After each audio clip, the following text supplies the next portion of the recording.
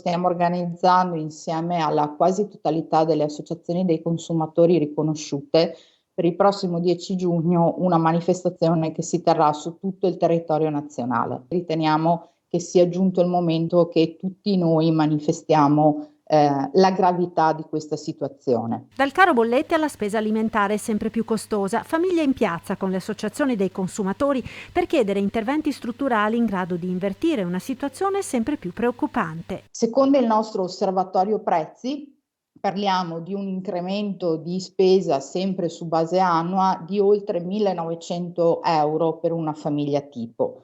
Diminuisce poi ovviamente il consumo di determinati beni, abbiamo calcolato un meno 16% di utilizzo di carne e pesce, ad esempio, ma la cosa più preoccupante, se vogliamo, è la diminuzione delle spese per la cura della persona e soprattutto anche della salute. Gli interventi finora attuati dal governo non sono sufficienti, secondo Federconsumatori, che chiede provvedimenti non più solo emergenziali su vari settori, a partire da quello dell'energia.